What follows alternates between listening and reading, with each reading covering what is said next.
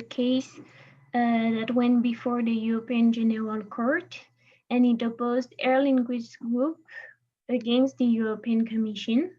So it's a landmark case because in this case, the court decided the matter in issue, but it also provided a general interpretation of some important provisions of the merger regulation.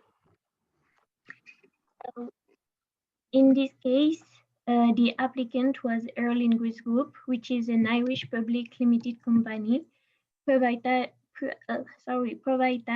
in 2006 and which entered the stock exchange in October 2006. And just a few days later, Ryanair, which is another airline company, announced its intention to launch a public bid for the entire share capital of Aer Lingus. So this means that it wanted to buy Aer Lingus. So in order to do so, Ryanair began to acquire on the market shares of Aer Lingus, and by November 2006, it acquired 25 and 70%. But when an undertaking has a proposed concentration, it must notify it to the European Commission so that the Commission can decide on the compatibility of this concentration with the common market. So on the 30th of October 2006, Ryanair notified to the Commission the proposed concentration. On the 20th of December 2006, the Commission issued a decision in which it expressed its serious doubts about the compatibility of the concentration with the common market and considered that the acquisition of shares and the announcement of the public bid constituted a single concentration. It thus decided to initiate the detailed examination procedure. During this procedure, Ryanair public bid was held until a final decision, and Ryanair refrained from exercising the voting rights attached to its shares in Aer Lingus, and also stated that anyway, these shares didn't enable it to exercise control over Aer Lingus. So finally, the Commission issued its final decision on the 27th of June 2007, and it decided that a single concentration was incompatible with the common market. And thus, the Commission prohibits Ryanair from implementing this concentration. But this is not the decision which is contested in this case, but I'm presenting you, because it's necessary to be aware of it, because our case is very much related to it. So now this is our case. So during the procedure, Aer Lingus made some requests to the Commission. It had first requested that the Commission considered the acquisition of shares and the public bid as a single concentration. It also requested the Commission to apply Article 8, Paragraph 4 of the merger regulation, which regulates the concentration.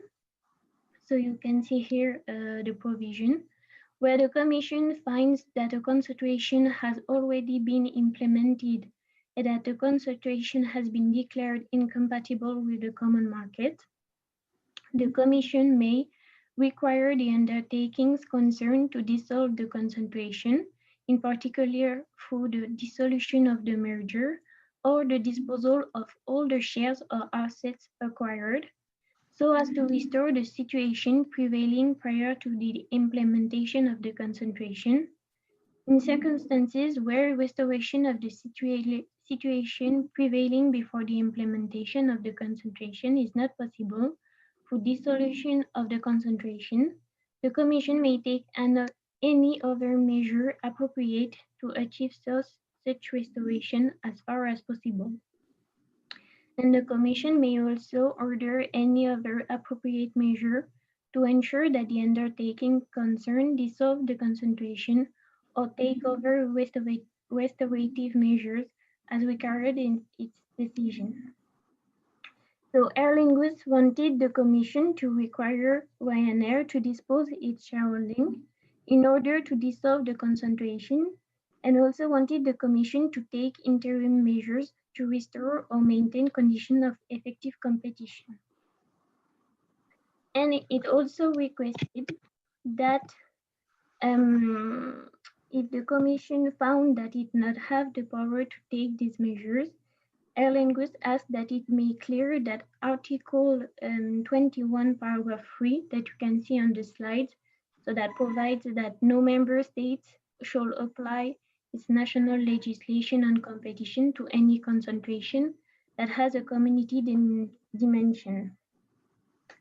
So Aer Lingus wanted the Commission to state that this provision doesn't prevent the Irish competition authorities from exercising their powers on that shareholding.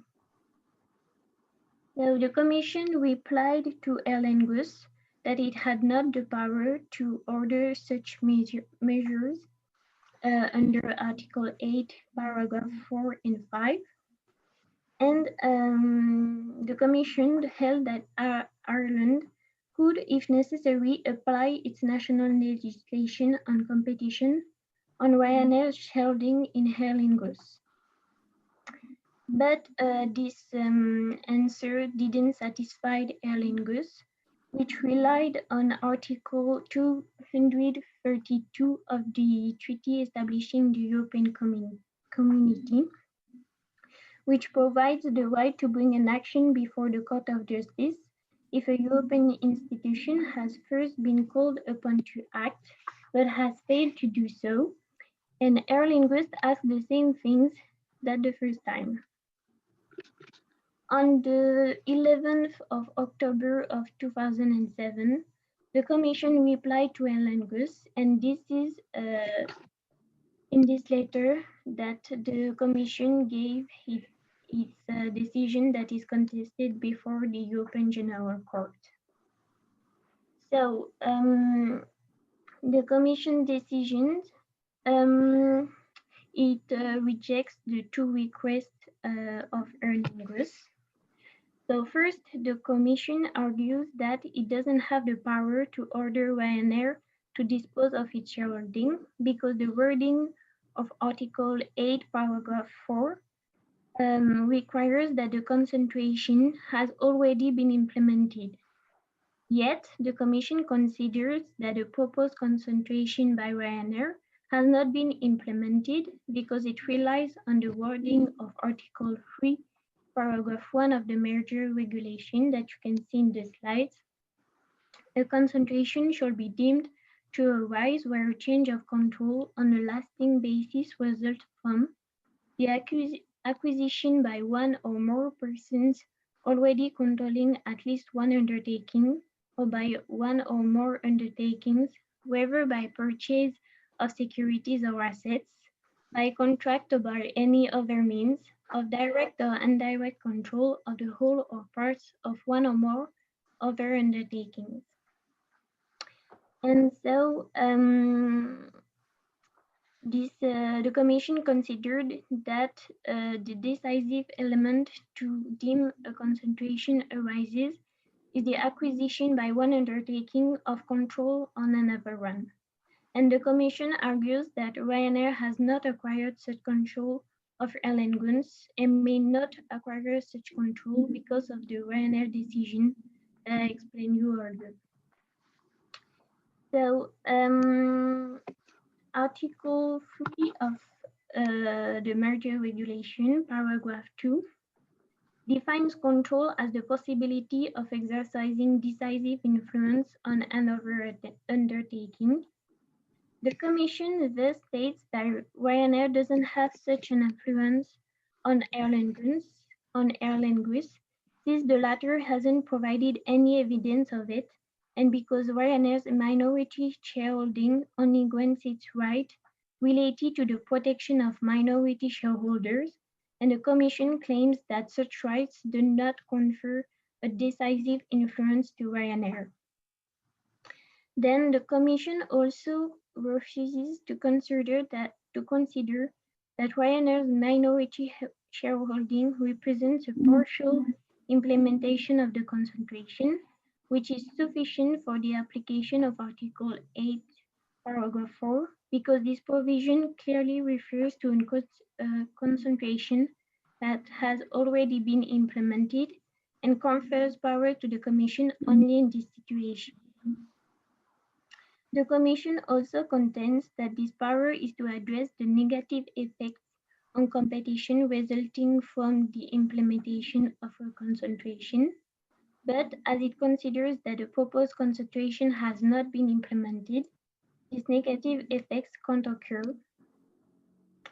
Besides, as the requirements for the application of Article 8, Paragraph 5 are the same as for Paragraph 4, the Commission also refuses to take measures pursuant to this article. And finally, the Commission considers that it does not have the power to provide an interpretation of Article 21, Paragraph 3, as this text doesn't confer any specific duties or powers to it and is addressed only to member states. So now I will explain you the procedure. So on the 19th of November 2007, Aer Lingus brought an action for annulment of the Commission's decision before the European General Court. It also made an application for interim measures and for suspension of the operation of the contested decision, and made another application for an expeditory procedure. But as you can see, both of these applications were rejected by the court, and Ryanair was granted a leave to intervene in the dispute, but refused to do so. In 2009, the hearing before the court took place, and the decision of the European General Court was rendered on the 6th of July 2010. So now we will discuss the pleas raised by Aer Lingus. So Aer Lingus raised two pleas. The first concerns the infringement of Article 8, Paragraph 4 and 5 of the merger regulation. And we can say that this plea is based on 2 points. The first focuses on the negative effects of Ryanair's shareholding on competition. Aer Lingus provides some examples of these negative effects, in particular the distortion of competition.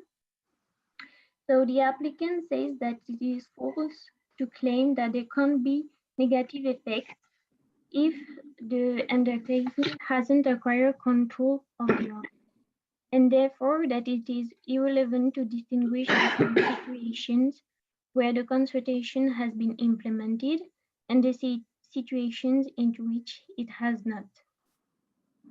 And furthermore, the Commission had already in past cases ordered some measures under Article 8, Paragraph 4, even if the shareholding hadn't granted control to the acquirer but distorted competition. The other point made by Aer Lingus is about the interpretation of Article 8, Paragraph 4 and 5. Indeed, it states that the merger regulation must be given a theological interpretation, which means an interpretation based on the goals pursued by this regulation, which is to ensure a system of undistorted competition. And both the Court of Justice and the General Court have already held that a narrow interpretation of the merger regulation doesn't allow this text to be effective. Therefore, Aer Lingus concludes that the Commission infringes the regulation by giving it a too narrow interpretation, saying that implementations means acquiring control, whereas Aer Lingus states that the transaction for the acquisition of the shares as such, implemented the concentration. Moreover, Aer Lingus adds that Commission's interpretation is erroneous because if the wording of Article 8, Paragraph 4 doesn't refer to partial implementation, nor does it refer to full implementation, and it also states that the Commission is wrong because it has stated that the transaction can be considered as a part of the implementation of concentration, but Aer Lingus states that the Commission should have power to divest Ryanair of its shareholding, even if it's for a part of the prohibited concentration. And the second plea of Aer Lingus is about the infringement of Article 21, Paragraph 3 of the merger regulation. It contends that the Commission should have stated that the national authorities couldn't intervene and that because of its incorrect interpretation of Article 8, Paragraph 4, the Commission is powerless in the face of distortion of competition. So the legal question raised in this case was the following. Can a concentration be considered as implemented if the undertaking has not acquired control over its target, but its shareholding in the latter has negative effects on competition and is part of a notified concentration that has been declared incompatible with the common market? So the court answers in the negative. The court begins by stating that the reference point to decide this case is the relevant moment established by Article 8, Paragraph 4, which refers to a concentration that has already been implemented and declared incompatible with the common market. The court therefore considers that the concentration has not been implemented because the Ryanair decision of the Commission prevented Ryanair to acquire control over Aer Lingus. And it provides an example of what this control could be and says that it can be considered as the power to be able to impose choices on the other undertaking in relation to the strategic decisions. And the court review all the examples provided by Aer Lingus and consider that this example are not caught by this definition of power. And the court also declares that no broad interpretation has to be retained, and that if control has not been obtained and that a shareholding doesn't as such confer control, it is irrelevant that the shareholding form parts of a notified concentration declared incompatible.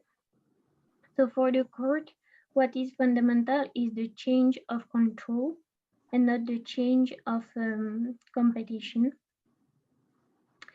And the court concludes that the Commission has not the power to require the disposal of the shareholding acquired by an undertaking in another undertaking if control has not been acquired. Furthermore, the court says that Aer Lingus itself didn't even dispute that Ryanair hadn't acquired control of it. The court also gives reason to the Commission, which was correct to reject the claim that the negative effects on competition could actually be assimilated to a form of control, because they didn't prove that Ryanair was able to exercise a decisive influence on Aer Lingus.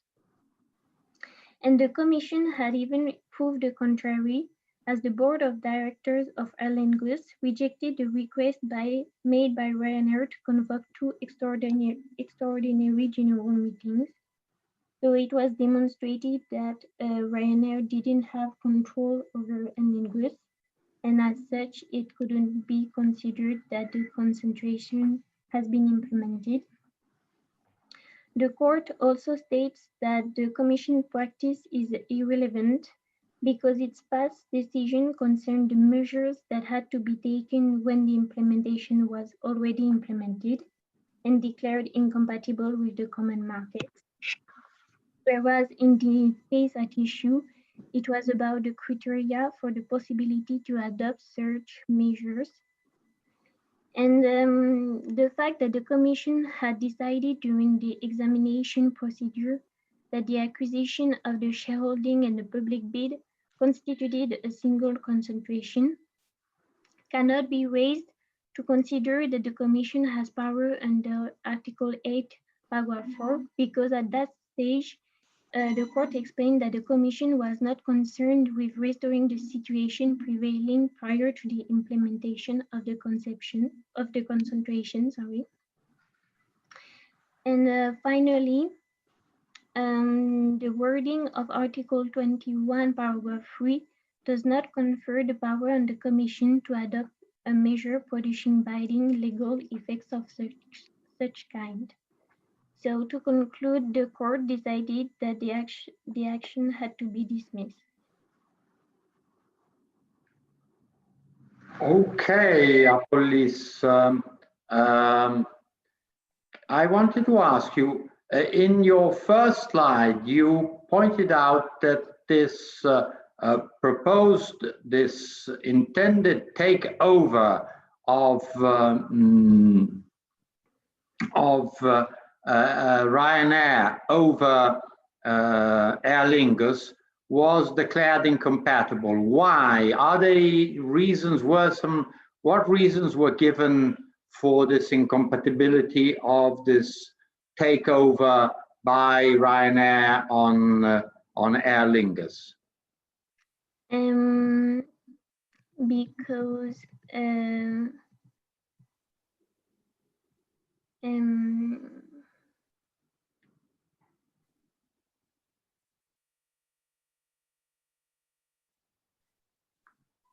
I mean, you say this Commission final decision notified consecration is incompatible with the common market and thus prohibits Ryanair from implementing it. Why is this? Why is it incompatible? Why is this idea that Ryanair buys Aer Lingus incompatible with the common market?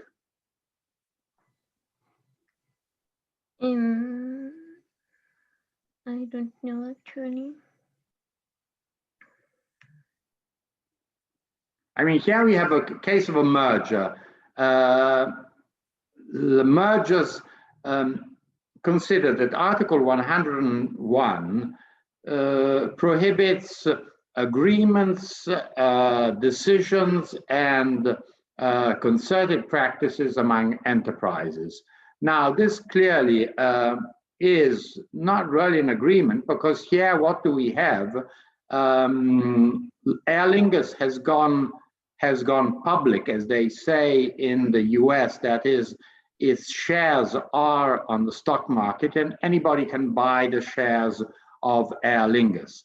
So Ryanair goes to the stock market and starts buying shares of Aer Lingus with the intention of acquiring the whole, the entire shares capital of Aer Lingus, which are on the market.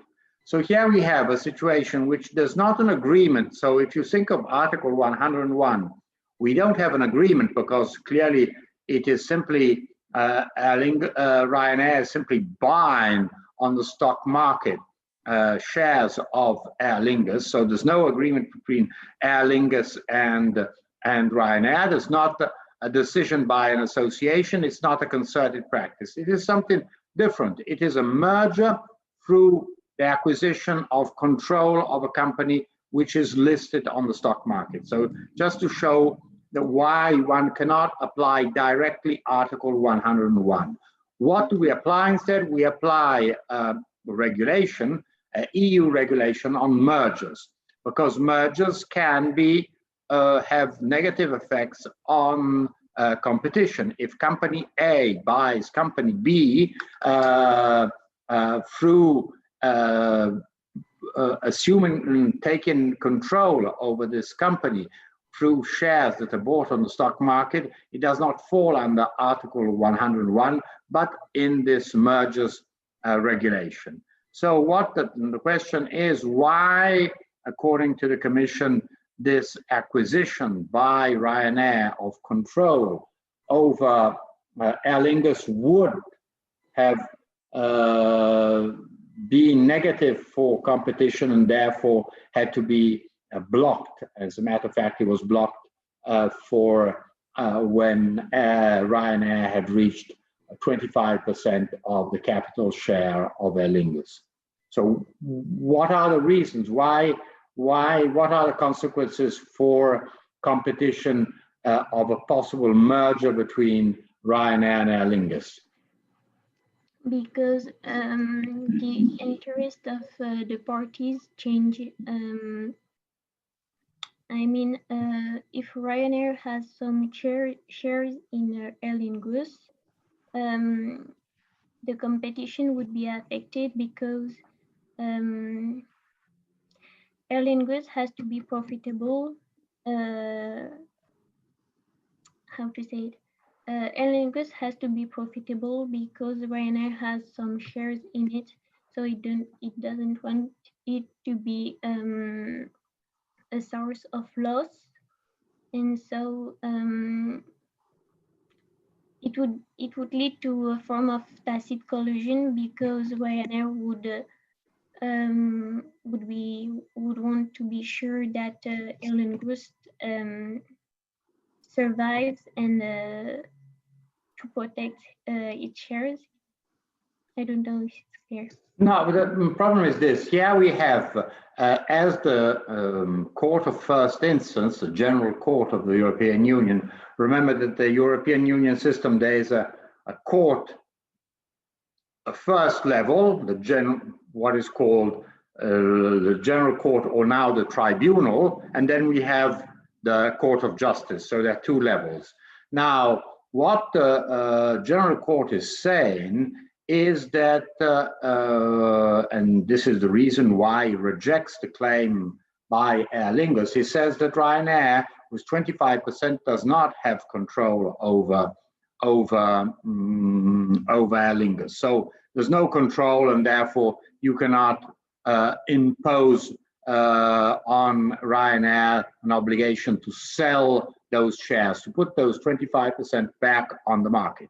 It is Aer Lingus that says, oh, but having 25%, so a quarter of the capital share, has influences my choices. The problem is, my question was, why control of, if Ryanair had acquired the whole control over, effective control over Aer Lingus, this would have been against competition. The answer is very simple. I mean, there are two airlines that provide services, at least two main airlines that provide services to and from Ireland, two Irish companies, Aer Lingus and Ryanair. At a certain point, there are no longer two companies that are competing one with another, but there's only one company. In this case, it would be Ryanair and its subsidiary Aer Lingus. So the reason is restriction. If Ryanair had acquired control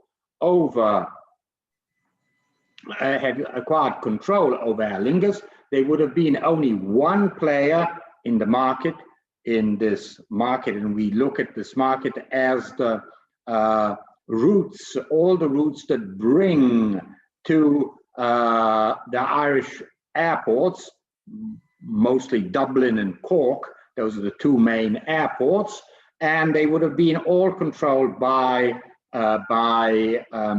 would have been controlled only by one company instead of being competition between two companies. So this is the main reason why the Commission prohibits the merger.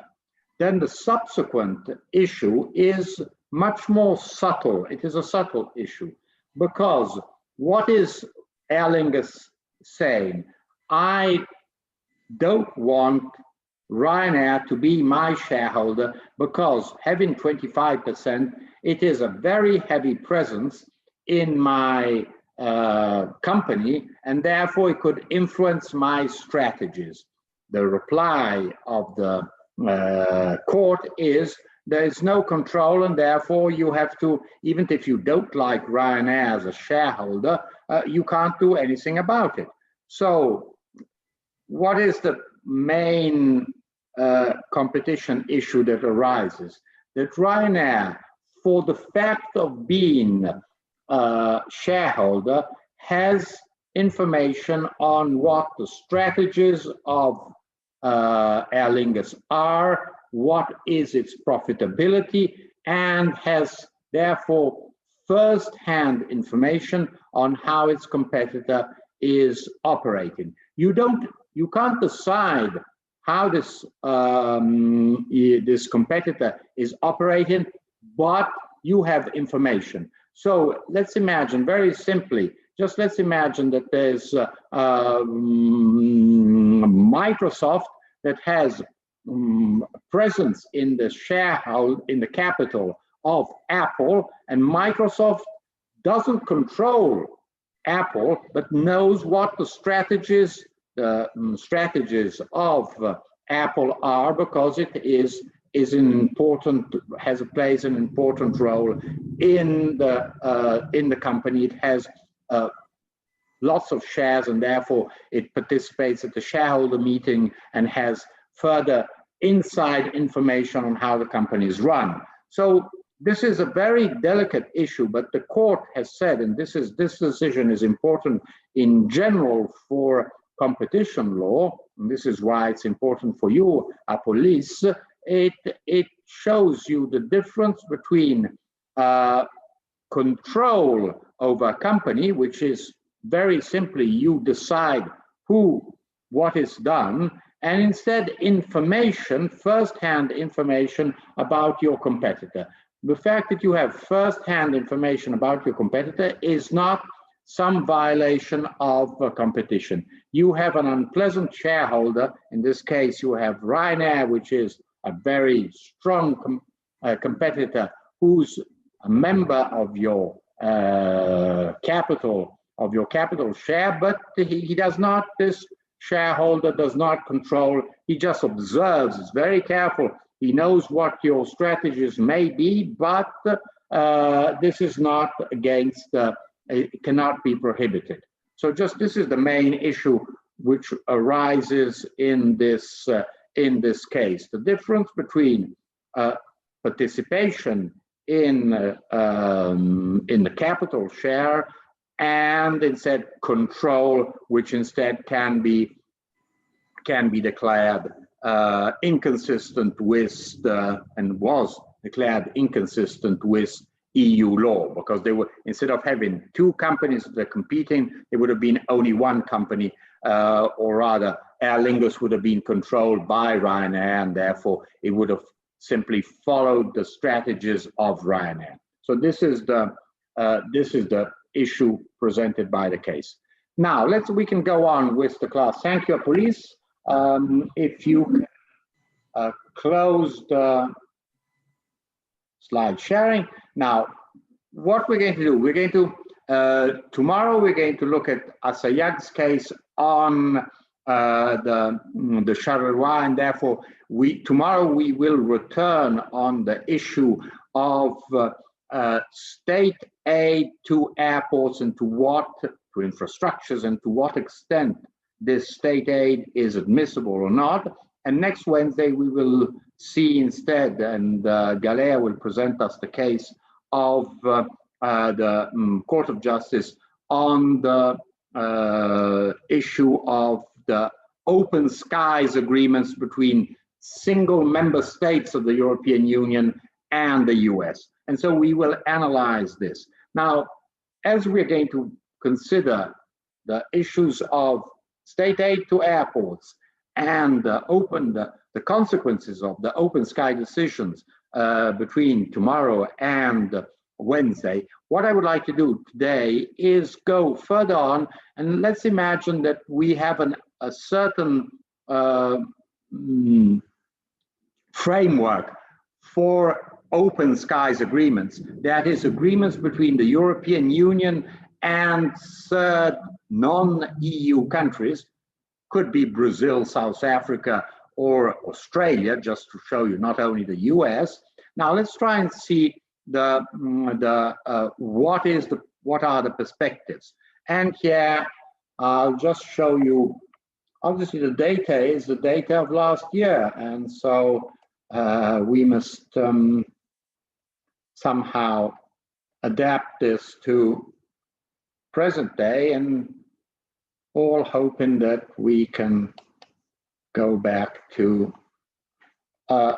So what happens is that after the normalization and the regulation of the relationships between the European Union and the US concerning substantially transatlantic flights and what American airlines can do in the European Union and what European Union airlines can do in the US, this kind of model has been replicated towards other regions of the world. Clearly, the case, if you remember when this case comes up, it comes up in the first 90s. And in the 90s, well, air transport isn't as global as it is today, and therefore it is still developing. What we are looking to look at now is a much mature market in which there's global transport and much more circulation of people through aircrafts around the world. Now, just to show you, can you see a slide?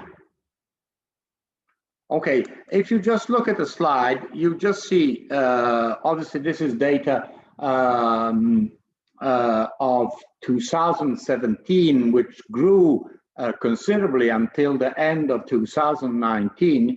You see that monthly passengers in European Union in 2017 were 1 billion passengers, which is a huge amount. So this, if you consider that the population of the European Union is 500 million, this means that practically everybody in the European Union, if everybody had taken a flight, they would have taken 2 flights ahead. Even infants, even people who are 102 years old would have taken 2 flights. So this gives you a very good idea of how much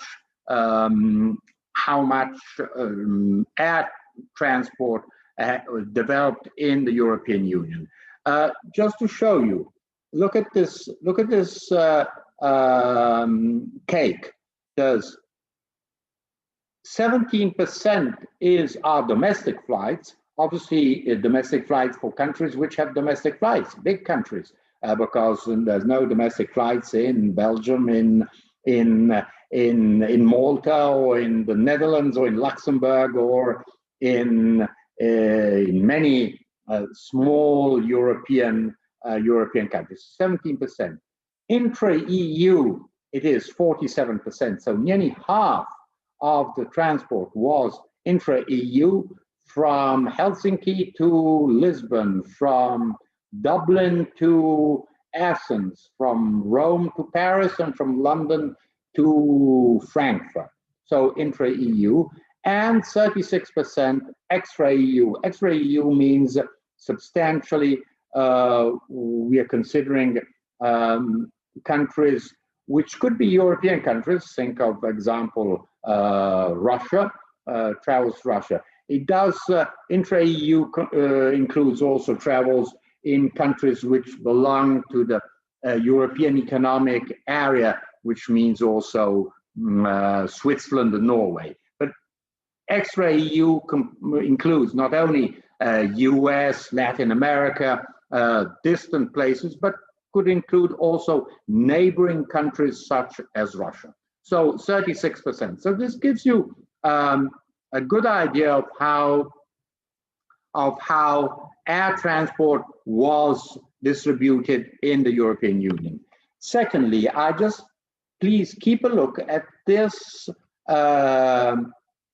chart, because it shows us how, it's very important, how air transport is a very seasonal activity. You see that in the summer, the peak is around, well, here 100 million, and here it is even more, 110 million, and then it goes down more or less to 60, nearly a half.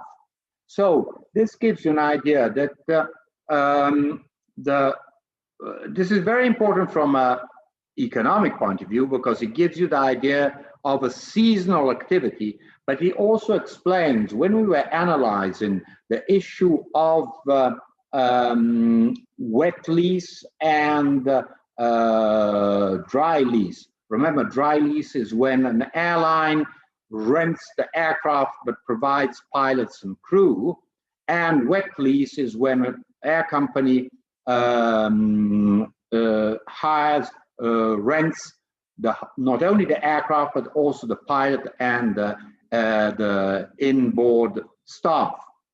So this explains, as it is a seasonal activity, it explains why you need, very often airlines need dry lease or even more wet lease. During the summer, you have many people that are traveling, and therefore you do not have enough aircrafts, but you do not want, because you know that once you've transported passengers for that peak, which is between July and August, then you don't need any longer those aircrafts and those pilots and that crew. So it doesn't make sense that you buy aircraft, spending hundreds of millions of euros to buy new aircrafts, or to have to hire pilots and inboard staff. What you do, you rent on a wet lease basis, you rent it from a third party, which substantially provides services for the peak season. So this is the first element I would like to point to you. Second element that I want to point to you is the effect that this has on the schedule. Remember that the issue of schedules is very important. Continuity, you must guarantee the schedule. So what happens is that when the airline presents sorry, just let me move this to the sun here.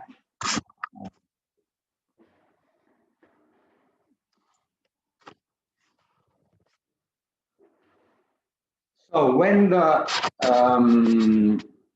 an airline presents a schedule, it will take into account this fact of its seasonal activity. So this chart, and this has obviously has influence. Remember, to obtain a license and an operating certificate, you must have a certain you must meet certain financial requirements, and therefore you say, this is my schedule, and I have the means to satisfy this. I have equipment, administration, money to provide this kind of service. So just to show you that when we are looking at the business plan of an airline, which is essential to obtain and to maintain a license, well, you keep in mind this seasonal activity of airlines. So this is the first point, and this chart gives you an idea how an airline operates. Second point, this is clearly we are talking of still statistics of 2006, 2016, 2017, but you see how the sort of extra EU air passengers have been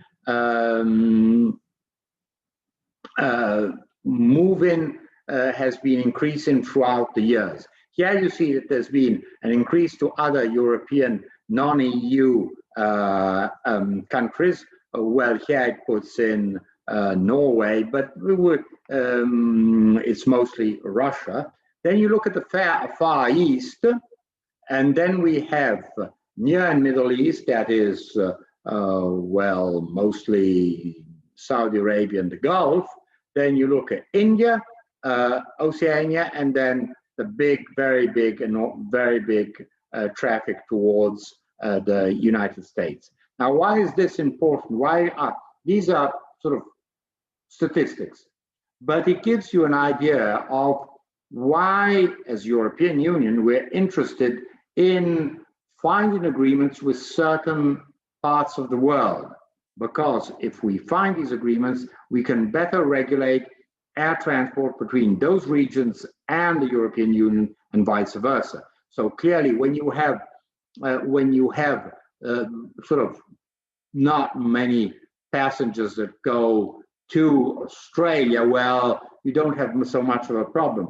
But when you see that you have a significant amount of passengers that go to China and to China, Korea, and Japan, well, and Philippines, well, then you realize that you must have some kind of more solid agreement with these countries in order to regulate transport between the European Union and these parts of the world. Just as we'll see now the case of the United States of America. Just to show you China statistics. Now look, when China started opening up, that is the beginning of the 80s, look, there's sort of practically nobody was traveling by plane. So obviously it sort of was a luxury, nobody could afford it. And so it was practically nil.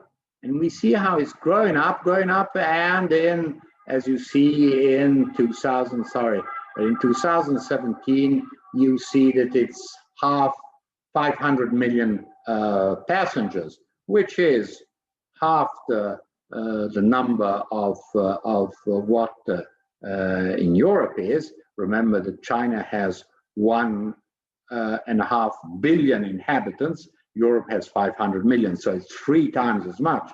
But it shows in 2016, well, it is growing, and it was growing enormously also because owing to the distances in China, clearly air transport is the most fastest and the most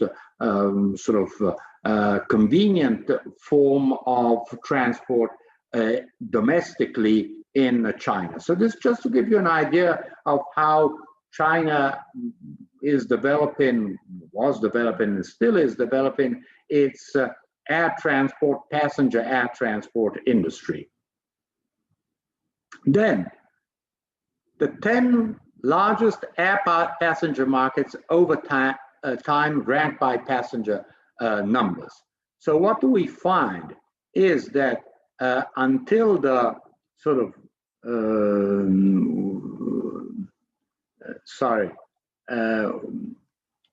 you see here that the ranking then reaches, well, China becomes the first, then the US, then India, and other countries. So just to show you why certain markets are so important, typically China and the United States and India. Well, India has 1 billion inhabitants, so, and it is clearly there's a lot of domestic flights in this Indian subcontinent, but also external people, Indians that travel, just to show the importance of these markets. And well, these are the forecasts. Let's put them aside because for the moment they are not, we won't consider them for the moment. But what we should consider is air transport within the global system of international trade. International trade has substantially 3 compartments. The first is trading goods. Japanese cars that are built in Japan and shipped to the US, to Europe, and that is international trading goods, or just let's imagine French perfumes that are sold around the world. So there's Lancôme and leading French perfume maker sends perfumes around the world, produced in France. So that is trading goods. Then you find trading services, and transport is a service, but obviously then they could be digital communications, insurance, banking, financial services, education, health services. Well, those are services. And then we have foreign direct investment, when a foreign company, instead of exporting goods to a certain market, establishes a company in that market. Toyota, instead of building cars in Japan and then shipping them to Europe, creates Toyota Europe and has a factory in Europe that builds Toyota cars for the Toyota market. And that is foreign direct investment. So there are these three elements. So it is clearly transport is one, being a service, falls among the General Agreement on Trade and Services, GATS, which has an annex on air transport services. So we see that here we have a regulation, a global regulation. You must consider that this WTO, there are 190 members of the WTO, so practically the whole world is involved in this. There is an annex on air transport services, and it includes aircraft repair and maintenance services, which is very important, selling and marketing of air transport services, computer reservation systems. Well, we see that this substantially is not so interesting because everything now is done on the internet. But it does not include traffic rights, that is typically issue of slots, and services related to the exercise of traffic rights. Just think of air traffic control. So just to remind you, traffic rights means the right for scheduled and non-scheduled services to operate and or to carry passengers, cargo, and mail for the remuneration or hire from, to, within, or over the territory of a member of, in this case, of the WTO, including points to be served, routes to be operated, types of traffic to be carried, capacity to be provided, tariffs to be charged and their conditions, criteria for designations of airlines, including such criteria as number, ownership, and control. So traffic rights is quite a lot, but it does not, as you see, it is not included within the annex of the to the GATS treaty, the annex on air transport services. However, what we are interested in seeing is that there is a global agreement beyond the agreement set by the Chicago Convention to favor free provision of transport services in the world. Consider that this is only one aspect. If we look at maritime services, this is even bigger, much more important. Maritime services are extremely developed in the globalized world. Now, let's look what happens in China with China. There's an agreement between the European Union and the People's Republic of China on certain aspects of air services. So, first of all, it is an agreement on a bilateral basis. Principle of reciprocity. It is grant authorization to EU carriers holding the EU operating licenses and a certificate. Therefore, if you are an EU airline, you may open a route to China, whether you are in Malta or you are in Ireland or in Bulgaria. Let's imagine countries, not very big countries. Well, and you have your own airline, Aer Lingus, Air Malta. I'm trying to Malev. Yes, no, Malev is Hungarian. Trying to remember what the name of the Bulgarian airline is. But anyhow, you can open a line to if you have a license and a certificate, well, you can EU license and certificate. You can fly. You can open up a route to China. But this air carrier must be European. Must have its principal place of business in a member state. It must be owned by member state or by its nationals. And here you see also it includes also the European EFTA as the European Free Trade Association, and includes countries which are not members of the European Union but have agreements, free trade agreements with the European Union. You see Iceland, Norway, and Switzerland. So this is very important because it allows European airlines to fly to China on a basis of reciprocity, which means that Chinese airlines may fly to Europe. So all companies, Chinese airlines that have a certificate, an equivalent license and certificate in China may fly to Europe. Agreements between member states and People's Republic of China must respect competition rules of the parties. Remember, this is, it shows that it is, you see, agreements will be on a bilateral basis. This means that it is saying that member states can do these agreements with the People's Republic of China. So it's not, it is a framework agreement between the European Union and the People's Republic of China, but then we find agreements between Germany, China, France, China, Malta, China, Ireland, China, Poland, China, Italy, China. So bilateral basis. However, these bilateral agreements must respect competition rules. We shall see what are these competition rules when the Commission versus Kingdom of Denmark case will be presented next Wednesday. This first agreement opens up the market, allows sort of European Union carriers to fly to China and vice versa in this framework. But there's a second agreement, which is even more important, which is this other agreement on civil aviation safety. Now, why is this very important?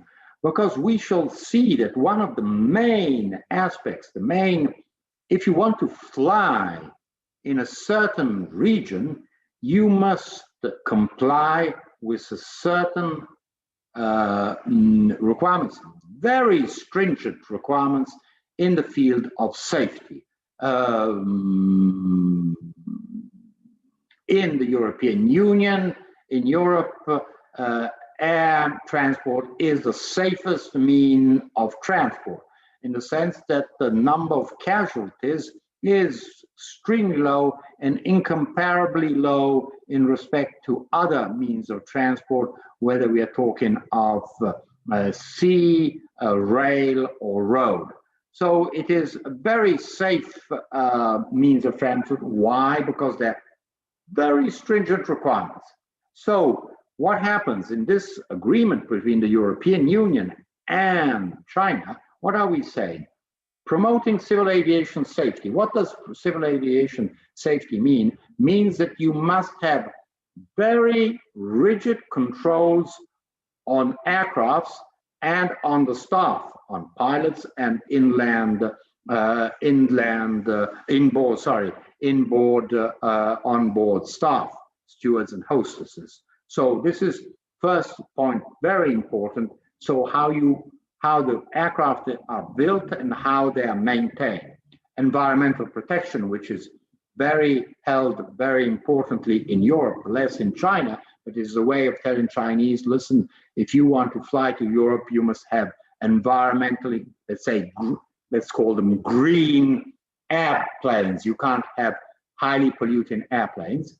Facilitate circulation of civil aviation aircrafts and components. What does this mean? Very simply that the Chinese could buy a European Airbus planes, but at the same time that we as Europeans, we couldn't buy in the future. We could buy very big, especially large size Chinese aircrafts.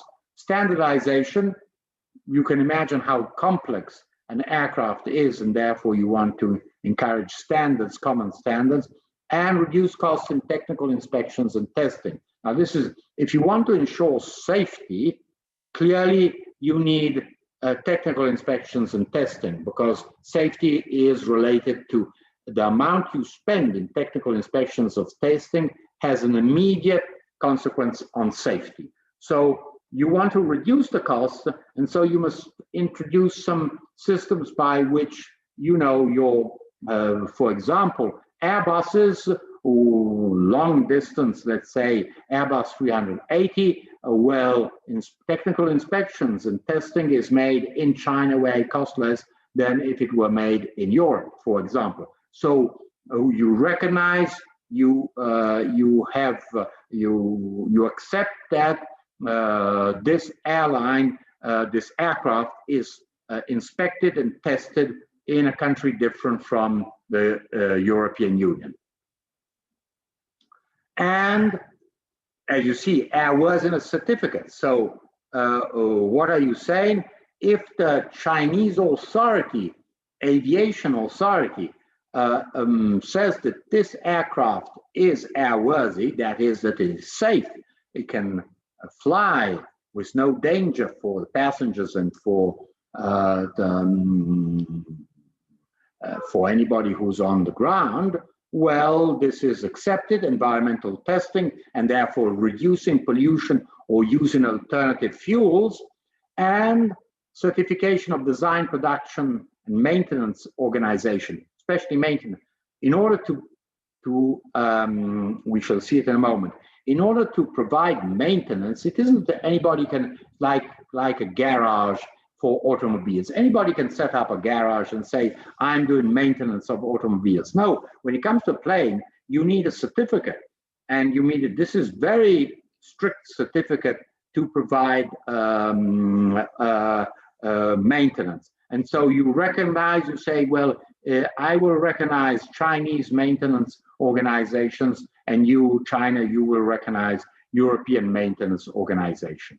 Training and licensing of personnel, operation of aircraft, air traffic services, and management. So we see that here there is a whole lot of areas of cooperation by which what you're trying to do, the whole idea was of trying for the European Union to enter the Chinese market.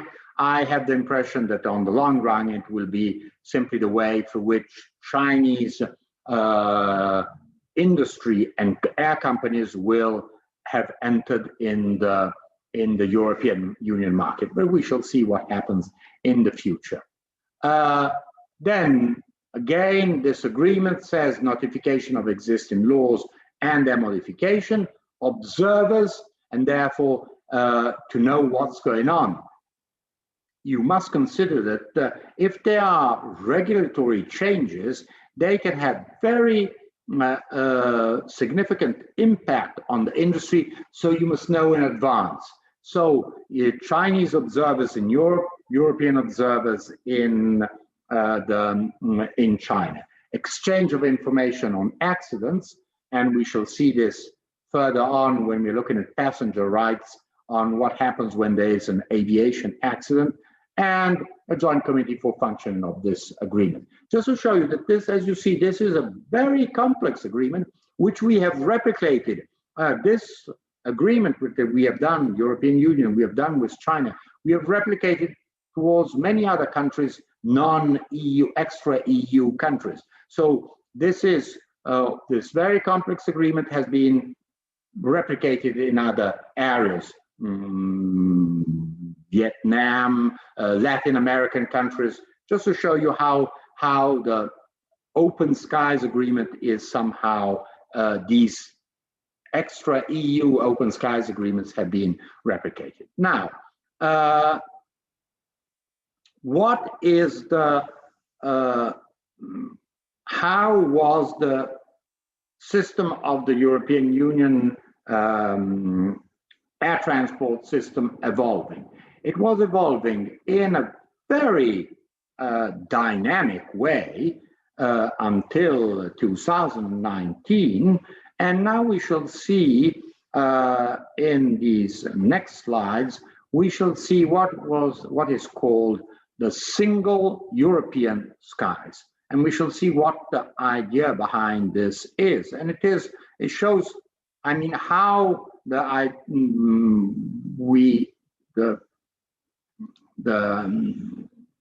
European Court of Justice opened the way to some kind of common market in transport services. Here we have, the objective was to go well beyond the simply economic aspects of air transport and enter much more into the whole regulatory system and having a common regulatory system in all areas of air transport. We shall see this in a moment. If we, sorry, no, I must just, let's see if I can, let's see. Yes, I've managed to do this.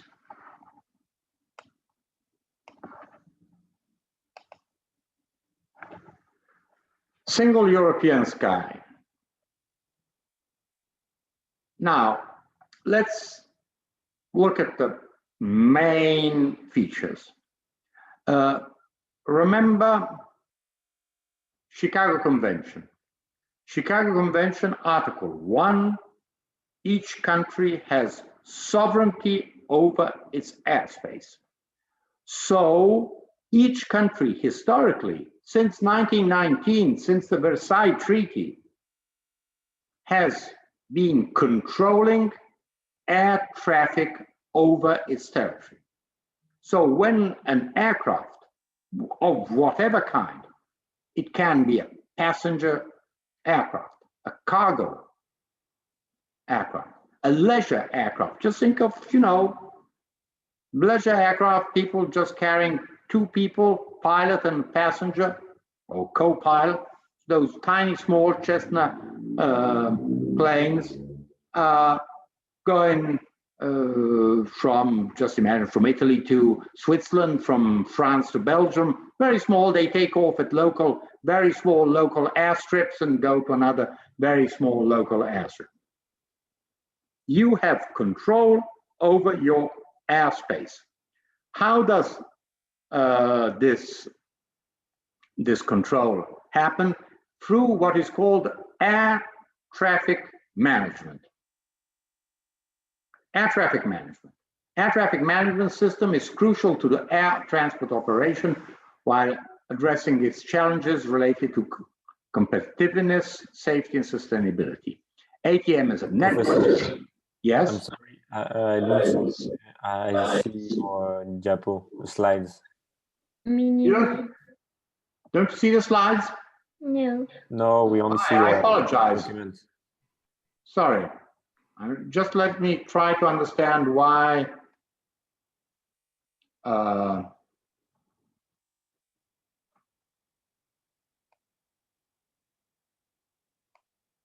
you see it now? Yes. Yeah, thank you. Okay, sorry.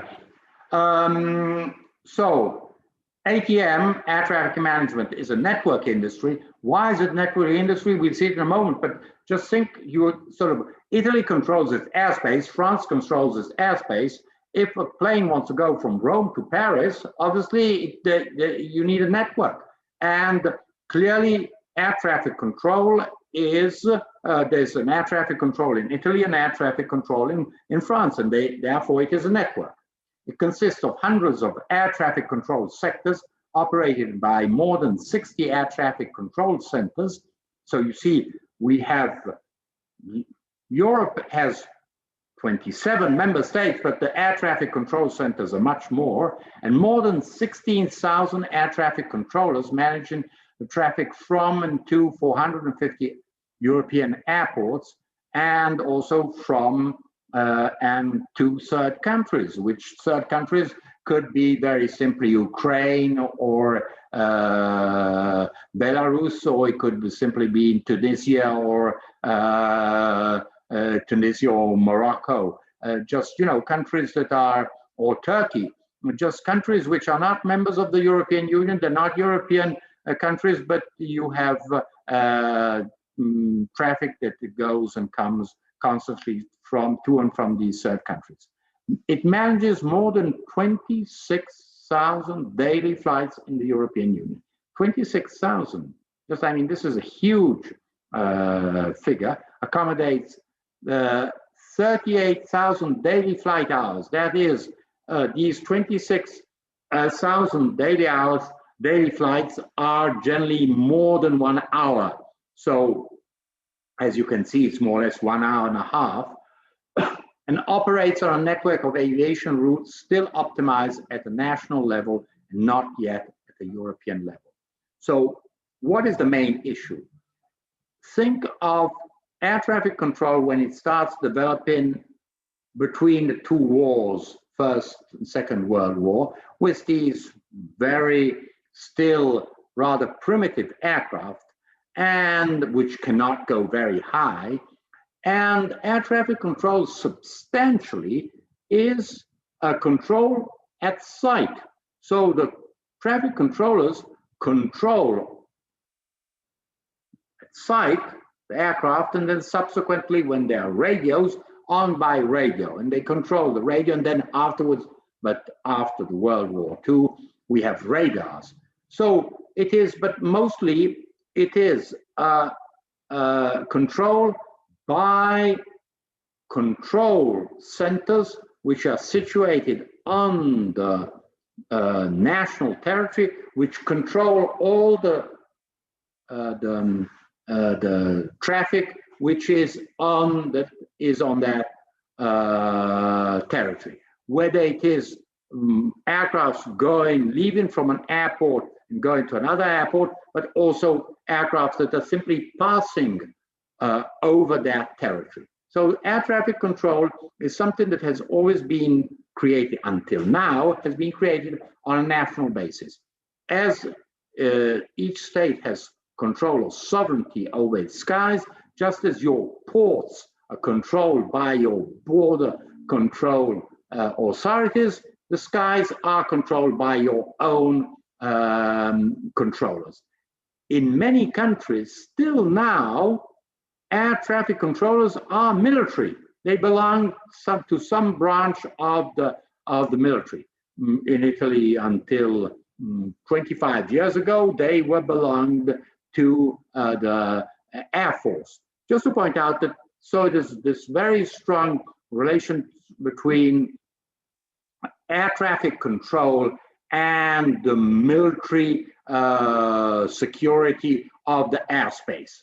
Just to show you that why it is air traffic control is so strongly regulated and based until now on a national basis. Because it is based still on national sovereign airspace, ATM in Europe is very fragmented and dominated by national monopoly service provision. So Italy has its own air traffic control, France its own, Spain its own, Portugal its own, and so on. So each country has a system which controls its own airspace. As air traffic volumes have increased considerably, this fragmentation is now posing serious capacity problems and major delays for passengers. Why? Because it is a network that was created 70 years ago, has had a little bit of development because new routes, domestic routes have been opened, but it is substantially, the idea behind it, it is an idea which dates back to the 19th century old. So just to point out that it is, obviously this is no longer compatible with the needs of contemporary air transport. Think of that figure, 1 billion passengers per year, and you think of a system which carried maybe a few thousand passengers per year. So obviously it doesn't fit in. That model does not fit in any longer. So what is this single European skies program, SES? a package of measures aimed at meeting future capacity and air safety needs.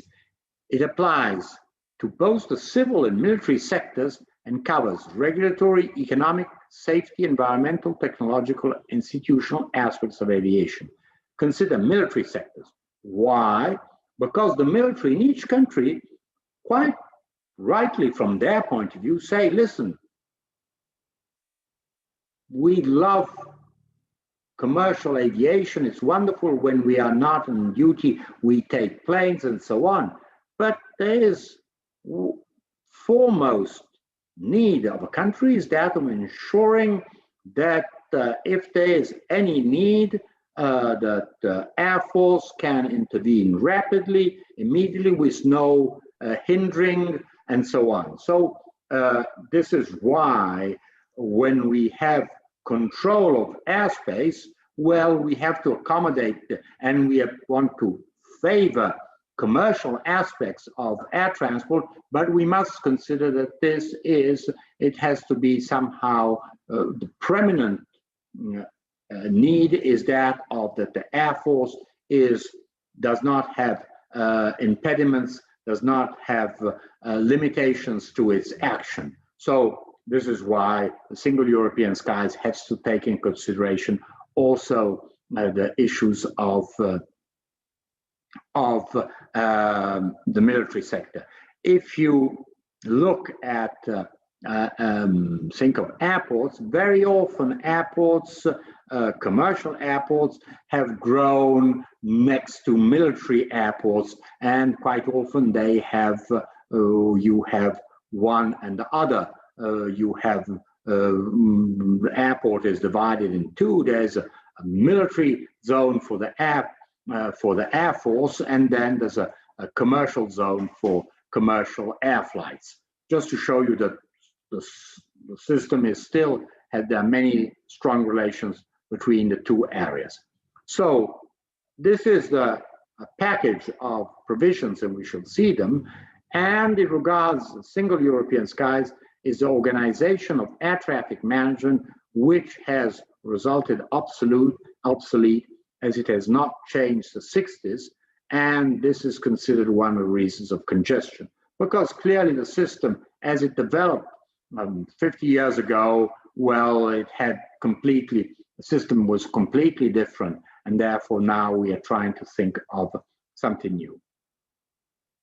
So what are the main issues? First of all, that the air traffic management, that is the control of air traffic, is somehow falls under many normative provisions, national provisions, supranational provisions, international institutions, typically International Civil Aviation Organization. And each country has still its own rules in the field of air traffic control. Just think of if it is in the hands of the military or of a civil organization. And secondly, the issue of safety, what we are concerned about, and we should look at some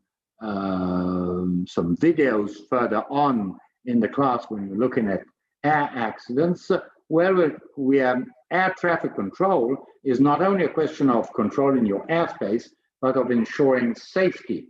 You want to ensure that there's no collision, mid-air collision between aircraft. So you understand that this is a very important issue, and therefore you want to ensure that the passengers in Finland have the same safety standards that they have in Ireland or they have in Romania. I mean, they cannot be different safety standards when flying in the air according to the airspace on which you are flying over. So, what are the main issues? The whole idea, and we shall see this in a moment, is that of creating, and you see it here highlighted in red, European Aviation Security Agency, EASA, is charged with technical tasks in the field of airworthiness and environmental certification. And we see that this agency has increased considerably and now is substantially the European regulator of not only in the field of air traffic control, but in many other fields. And here we have Eurocontrol, which has to do with the control of the European skies, European air traffic management, which is a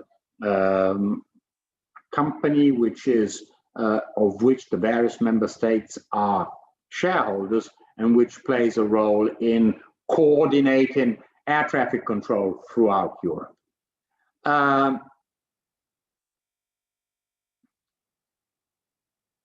What is Eurocontrol?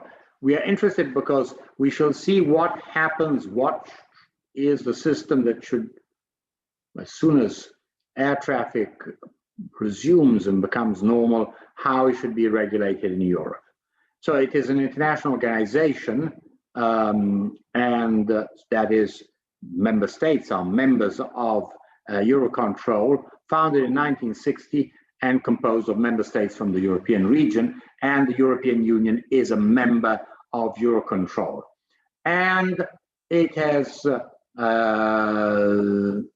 has control over the European air traffic management. But until now, this air traffic management is on a national basis. So Eurocontrol indicates guidelines, principles that have to be followed by national air traffic management authorities. So these guidelines, these indications go to Germany, they go to France, Spain, Portugal, Malta, Romania, Poland, and all the member states of the European Union. As you see, Eurocontrol must monitor, report and forecast the performance of the European ATM network based on agreed performance targets, act as central unit for air traffic flow management across Europe, ensure the European airspace can accommodate the additional capacity needs, and seamlessly integrate airports into the new network. Seamlessly means that without difficulty. So if a new airport is created or a new runway in an airport is created, well, there cannot be disruptions in the service, and give member states and partners access to common resources and support the deployment of technological improvements across the European ATM network. So you see that Eurocontrol has a fundamental role in the future of air traffic management in the European airspace. Now, this, as you see, this is it is a long story, complex story, and this complex not only for regulatory aspects but also for technical aspects. So you see that in the year 2000, we see the launch of the Single European Sky initiative, and then you start seeing a series of 4 basic regulations, Regulation 549, 550, 551, 552, covering the provision of air navigation services, organization and use of airspace, interoperability of European air traffic management network. Now, this is fundamental because it shows you, first of all, that we're given a European regulation for the whole of air traffic management throughout the whole of Europe. So it is no longer on a national basis, but on a European basis. Why? Because clearly with that huge amount of passengers that are intra-EU, nearly half of those 1 billion passengers, so 500 million passengers in 2017 are in intra-EU routes. So clearly you need some common rules. So what is the Single European Sky package saying? Well, we're going to put all these activities and navigation services, we shall see them in a moment, organization and use of airspace and its interoperability, we're going to put it under one whole unique system. No longer different systems, which is a huge improvement.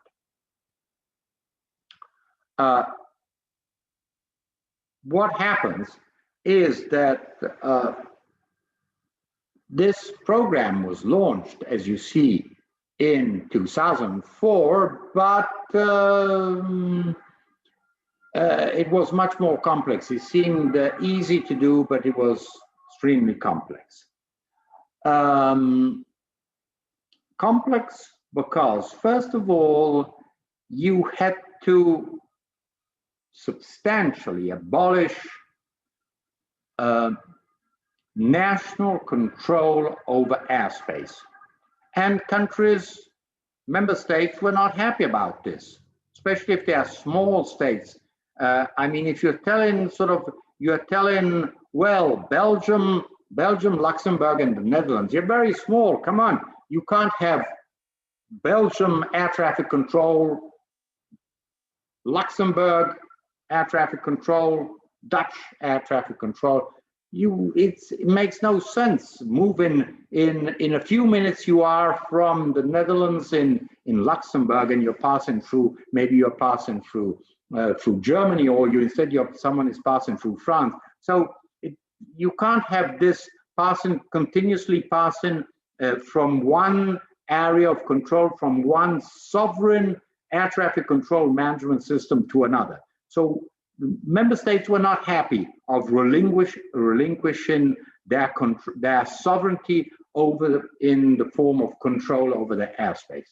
The second element is of technology, and we shall see this in a moment. It is a very complex issue of how to substitute human air traffic control. Until now, it is mostly based on, you see, 16,000 air traffic controllers. Those are people who are in a center that controls, that are in constant contact, eye contact, or anyhow, radio and radar contact with aircrafts. So 16,000 people. So we're telling, listen, we are going to reduce this number. We're going to substitute these numbers through technology. Now, this is easier said than done, because the technology must be standard technology, because this means that this technology must be a technology that is on board the aircrafts, and this kind of the information on the aircraft goes both on the ground and to a satellite. So it is very complex operation. So because you need to involve in this activity aircraft producers, which are not only sort of the ones we know, the most important, Airbus and Boeing, but then we find Embraer from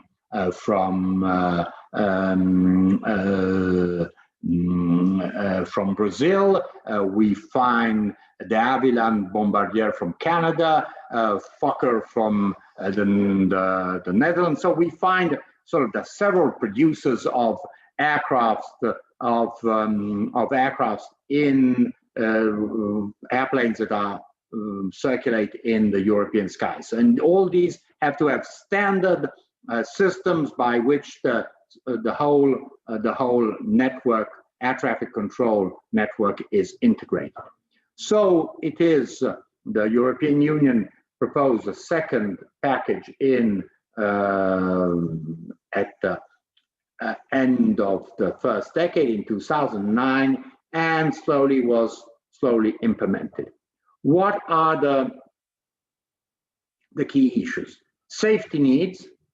Safety needs, remember, this is central to the whole policy of the European Union in the field of air traffic, of air transport, ensuring very high level of safety, and we shall see this also when we look at passenger rights, coordination of air traffic management, and how to coordinate air traffic management various segments, reduction of environmental impact of air traffic. What does this mean? It doesn't mean only having less polluting aircrafts, But just imagine that if you fly for an hour and a half, or you fly for an hour, well, that makes significant difference from an environmental point of view. Remember the slide, 38,000 daily hours of flight in the European Union. If you reduce that, you are reducing CO2 emissions of aircraft. So, and how do you reduce it? Simply by doing more direct routes. Now, if you fly from Rome to Paris, you substantially do a route which is always covered. It is not the most direct route. It's always covered by national air transport, so air traffic management. So you follow a certain route in Italy, and then you follow a certain route in France. If you could go directly from Rome, you just take a map and you do a straight line from Rome to Paris, obviously, I don't say you would save half an hour, but you would save quite a lot, at least, well, 15 minutes, 20 minutes flight. And this means reducing the environmental effect of air transport. Air transport is considered one of the most polluting ways of transport, even more polluting than automobiles. So just about automobiles now are turning electric, and aircrafts are not electric. So just to point out that this is a very important concern. And so specific tasks are assigned to this European Aviation Safety Agency with regular consultation with stakeholders, air navigation services providers, airport operators, airspace users, that is the airlines, manufacturing industry, and so obviously the manufacturers, because obviously you must coordinate them, and staff, obviously you have to talk with pilots, mostly with pilots, because pilots have all the experience and know what the problems are when it comes to flying. I mean, you can't just imagine that flying is something simple. It is a very complex activity, and you need all the experience of pilots to say, these are the various issues that we feel for the safety of our passengers. We feel that these issues should be addressed. So just to point out that this is the role that the European Aviation Safety Agency has taken is of foremost importance. So first of all, new regulatory concept of airspace. While airspace was considered the airspace of a country, here we have overcoming the traditional territorial recognition with an operational identification. So regardless of national boundaries, so we're no longer looking at national boundaries between Italy and France, between Luxembourg and Belgium.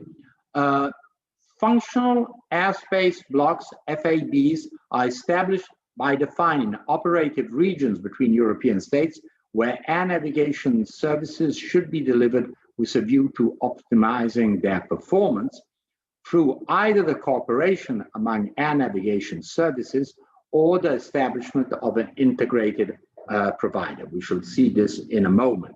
So it is no longer an Italian air traffic management, French air traffic manager, German, Spanish, Irish air traffic management, but we have functional airspace blocks. So let's imagine that we have functional airspace block includes obviously Luxembourg, Belgium, and Netherlands. There's no reason to keep them distinct. We should see that the grouping is much stronger. We shall see it in a moment. So the first initiative is to create a unique European airspace by integrating neighboring national airspaces into a bigger operational region, and it shows the introduction of a new regulatory perspective based on efficiency assessment and no longer on territorial jurisdiction. So what you're trying to see is, let's look at the sky, let's look at the flights that go and come in a certain direction, let's look at them and let's somehow create functional airspace blocks which are much bigger than national territory.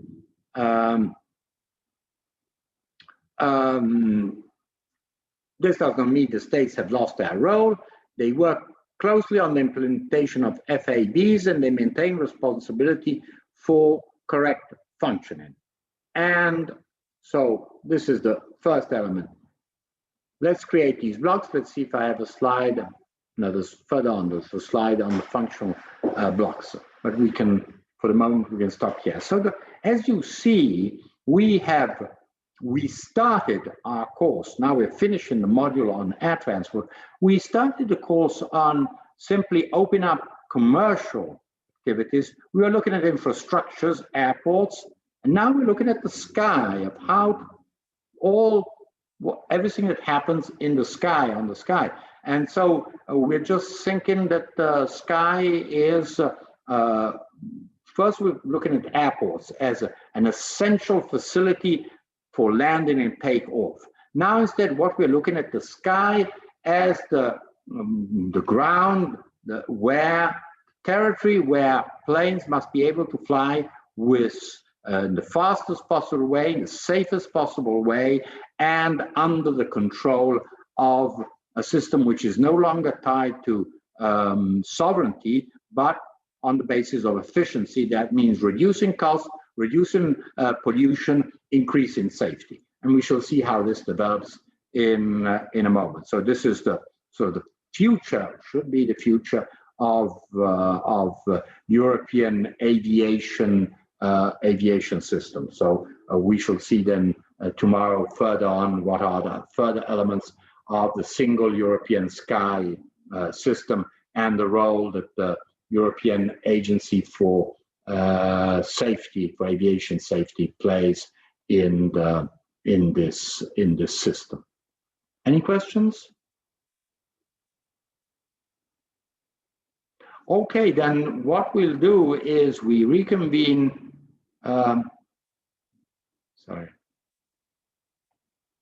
We reconvene tomorrow, always at 2:15, and we'll have this presentation by Asayag on the Ryanair case, and we will revert for a moment on the issue of relationship between airports and state aid.